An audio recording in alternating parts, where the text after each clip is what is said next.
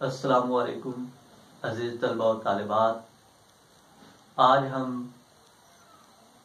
نہم class کی پہلی نظم حمد کا مطالعہ کریں گے۔ حمد نظم جو ہے یہ مولانا الطاف حسین حالی نے لکھی ہے۔ حمد ایسی نظم کو کہتے ہیں جس میں اللہ سبحانہ و تعالیٰ کی تعریف اور توصیف بیان کی جائے۔ نظم کا پہلا شعر ہے: قبضہ ہو دلوں پر کیا اور اس سے سوا تیرا، قبضہ ہو دلوں پر کیا اور اس سے سوا تیرا، ایک بندہ نافرمان ہے حمد سرا تیرا۔ سب سے پہلے ہم اس شعر میں موجود الفاظ کے معنی کو دیکھتے ہیں۔ پہلا لفظ ہے قبضہ۔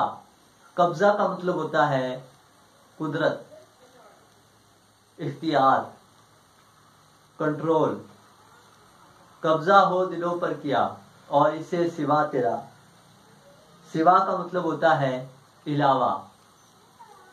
ایک بندہ نافرمان، بندہ نافرمان، نافرمان بندہ۔ حمد سرا، حمد سرا کا مطلب ہوتا ہے حمد کرنے والا۔ شاعر یہ کہہ رہا ہے کہ اللہ سبحانہ و تعالیٰ کا انسانوں کے دلوں پر مکمل کنٹرول ہے، مکمل قبضہ ہے، مکمل اختیار ہے، مکمل قدرت ہے۔ اور یہی وجہ ہے کہ اس اختیار اور اس قدرت کی وجہ سے ایسا شخص جو اس کا نافرمان ہے وہ بھی اس کی حمد بیان کرتا ہے، کیونکہ دل پر اللہ کی حکومت ہے، دلوں پر اللہ کا قبضہ ہے۔ تو نافرمانی کے باوجود، اللہ تعالیٰ کا حکم نہ ماننے کے باوجود، دل میں، انسان کے دل میں جو ہے وہ اس کی عظمت، اس کی شان، اس کے مقام کا جو بلندی ہے، جو اللہ تعالیٰ کا شان، اللہ کی شان ہے، اس کا مقام ہے، وہ دل میں نقش ہے۔ تو یہی وجہ ہے کہ اس کا نافرمان بندہ بھی، اس کا نہ ماننے والا بھی، جو اس کا حکم نہیں مانتا، وہ بھی اس کی حمد بیان کرتا ہے۔ تو یہ اللہ تعالیٰ کی قدرت ہے، اللہ تعالیٰ کا کنٹرول ہے، اختیار ہے۔ تو اس اختیار اور کنٹرول کو وہ بتا رہا ہے کہ اللہ تعالیٰ ہر انسان کے دلوں پر جو ہے وہ قبضہ رکھتا ہے، ہر انسان کے دل پر جو ہے وہ کنٹرول رکھتا ہے، اور باوجود اس کے کہ انسان جو ہے وہ اللہ تعالیٰ کی نافرمانی کرتا ہے، اس کے باوجود وہ اپنے رب کا ذکر کرتا ہے، اس کی حمد بیان کرتا ہے، اور اپنی نافرمانی کو بھی ملحوظ خاطر رکھتا ہے، اور اس کی اعلیٰ شان کو بیان بھی کرتا ہے اور اس کا اعتراف بھی کرتا ہے۔ تو یہ اللہ تعالیٰ کے اس کنٹرول کی وجہ سے ہے۔ آگے وہ کہتا ہے، اگلا شعر ہے: گو سب سے مقدم ہے حق تیرا ادا کرنا، گو سب سے مقدم ہے حق تیرا ادا کرنا، بندے سے مگر ہوگا حق کیسے ادا تیرا۔ اب اس میں بھی سب سے پہلے ہم الفاظ کے معنی دیکھتے ہیں۔ گو سب سے مقدم ہے، گو کا مطلب ہوتا ہے اگرچہ، مقدم ہے پہلے، مقدم پہلے۔ حق، حق کسے کہتے ہیں؟ حق کا مطلب ہوتا ہے بدلہ، جو بدلے میں آپ دیتے ہیں وہ حق ہے۔ جس طرح ایک باپ کا بیٹے کے اوپر حق ہوتا ہے، اسی طرح بندے کا اللہ تعالیٰ کے اوپر بھی حق ہے، اور اللہ تعالیٰ کا بندے کے اوپر بھی حق ہے۔ وہ بندے سے مگر ہوگا حق کیسے ادا تیرا، ادا کرنا، دینا، ادا کرنا، حق ادا کرنا یعنی حق دے دینا۔ تو اس شعر میں شاعر یہ کہتا ہے کہ انسان پر یہ واجب ہے، یہ فرض ہے کہ وہ سب سے پہلے اللہ تعالیٰ کا حق ادا کرے، سب سے پہلے اللہ تعالیٰ کے حقوق ادا کرے۔ بندوں کے حقوق بعد بھی ہے، سب سے پہلے جو ہے وہ انسان پر واجب ہے، فرض ہے کہ وہ سب سے پہلے اللہ تعالیٰ کا حق ادا کرے۔ لیکن انسان اس قابل نہیں ہے کہ وہ اللہ تعالیٰ کا حق ادا کر سکے. انسان میں وہ قابلیت نہیں ہے. انسان اس لائق نہیں ہے کہ وہ اللہ تعالیٰ کا حق ادا کر سکے. یہ شاعر کہہ رہا ہے. تو یہ بھی سمجھنا بہت ضروری ہے کہ اللہ تعالیٰ کا حق کیا ہے. اللہ تعالیٰ کا حق یہ ہے کہ بندہ جو ہے وہ اللہ تعالیٰ کی تابع فرمانی کرے، وہ اس کے ہر آرڈر کو فالو کرے، وہ اس کی ہر بات کو مانے اور اس کے ہر حکم کو تسلیم کرے. یہ ہے اللہ تعالیٰ کا حق جو بندے نے ادا کرنا ہے. تو بندہ ساری زندگی بھی اگر اللہ تعالیٰ کا حق ادا کرتا رہے، اللہ تعالیٰ کے آرڈرز کو فالو کرتا رہے، اللہ تعالیٰ کے احکامات کی پیروی کرتا رہے، پھر بھی بندہ جو ہے وہ اللہ تعالیٰ کے حق ادا نہیں کر سکتا. جیسے کہ ایک شاعر نے کہا تھا کہ جان دی ہوئی اسی کی تھی، کہ میں نے اللہ کے رستے میں جان دی تو یہ جان تو مجھے اللہ نے ہی دی تھی. جان دی ہوئی اسی کی تھی، حق تو یہ ہے کہ حق ادا نہ ہوا. اب دیکھتے ہیں اگلا شعر. تیسرا شعر شاعر کہتا ہے کہ محرم بھی ہے ایسا ہی، محرم بھی ہے ایسا ہی جیسا کہ ہے نامحرم، کچھ کہہ نہ سکا جس پر یا بید کھلا تیرا. سب سے پہلے الفاظ کے معنی کو دیکھتے ہیں. محرم کا مطلب ہوتا ہے جاننے والا، واقف. نامحرم ناواقف. کچھ کہہ نہ سکا جس پر یا کا مطلب ہے یہاں، بید راز. شاعر یہ کہہ رہا ہے کہ اللہ کو جاننے والا ایسا ہی ہے جیسا کہ نہ جاننے والا. جسے جاننے کا دعویٰ ہے وہ کتنا جان سکتا ہے. اللہ تعالیٰ کی ذات جو ہے وہ لامحدود ہے. کوئی آنکھ اس کی ذات کو دیکھ نہیں سکتی، کوئی دماغ اس کے وجود کے شعور کا ادراک نہیں کر سکتا، اس کے وجود کو سمجھ نہیں سکتا. اس کی ذات لامحدود ہے.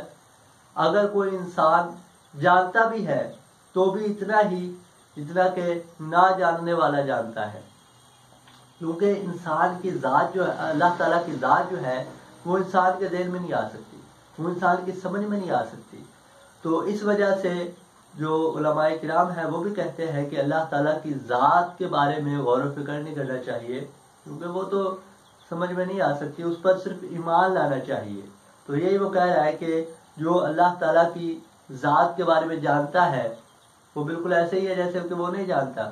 کیونکہ وہ جانتا ہی کیا ہے، وہ تو یہ جانتا ہے کہ اللہ تعالیٰ ایک ہے، پوری دنیا کو اس نے بنایا ہے، اس کا کنٹرول ہے، اس کی قدرت ہے، وہ کیسا ہے، اس کی ذات کیسی ہے، اس کا وجود کیسا ہے، یہ کوئی نہیں جانتا. تو جاننے والا بھی ایسا ہے جیسے کہ نہیں جانتا. اگلا شعر ہے کہ جچتا نہیں نظروں میں یا خلعت سلطانی، جچتا نہیں نظروں میں یا خلعت سلطانی، کملی میں مگن اپنی رہتا ہے گدا تیرا. جچتا نہیں ہے یعنی اچھا نہیں لگتا، جچنا اچھا لگنا. خلعت سلطانی بادشاہی لباس. کملی میں، کملی درویشانہ لباس.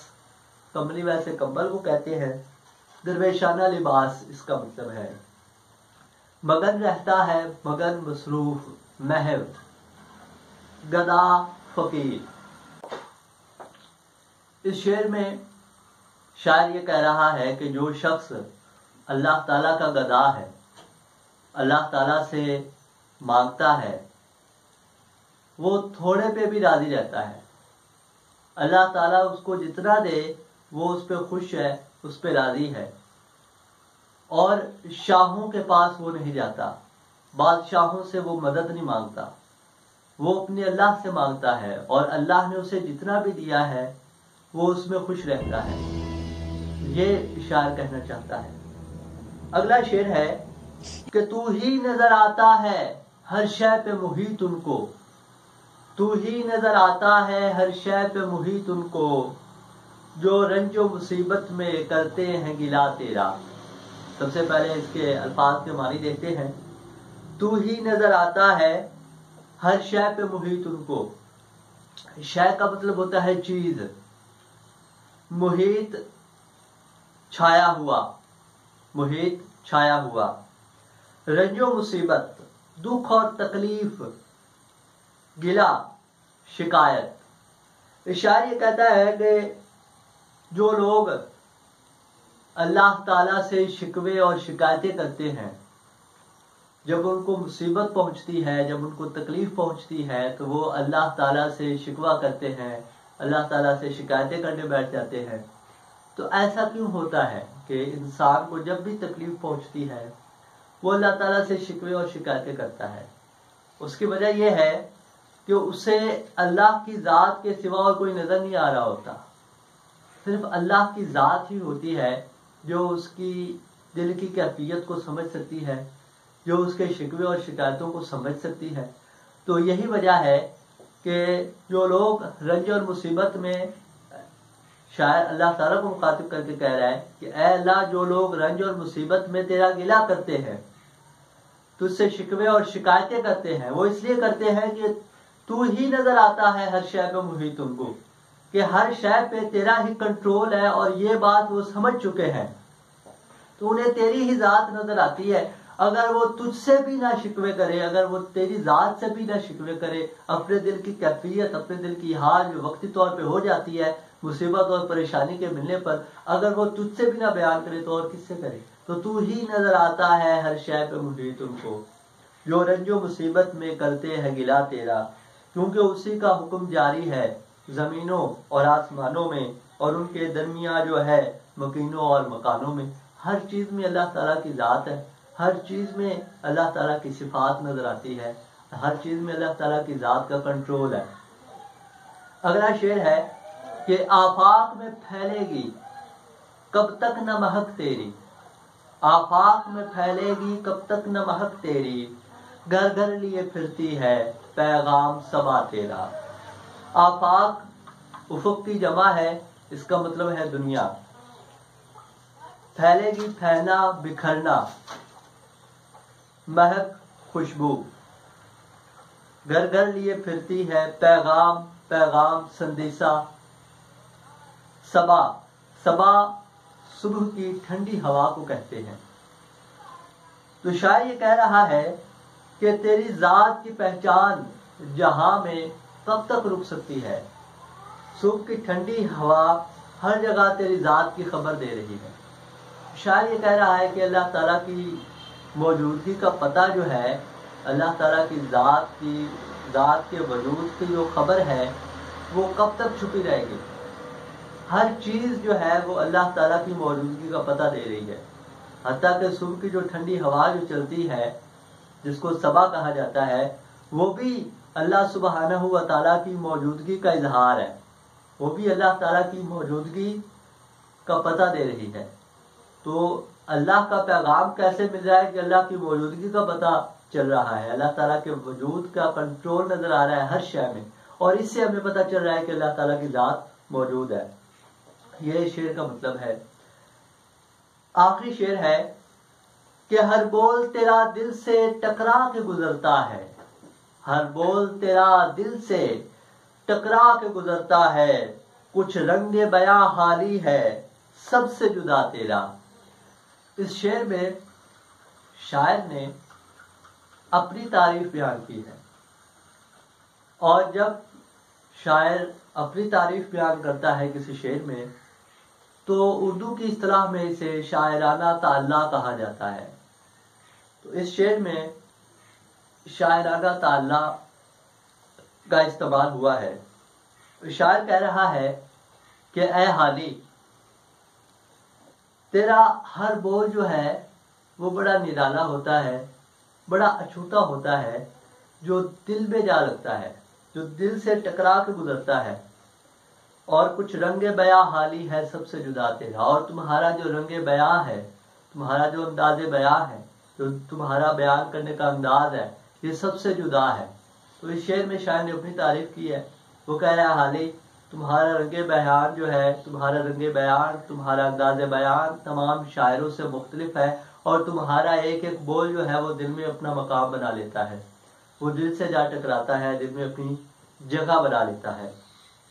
یہ ہے نظم حمد جس کا ہم نے مطالعہ کیا. انشاءاللہ العزیز آپ سے ملاقات ہوگی. اگلے لیکچر میں ہم نعت کا مطالعہ کریں گے.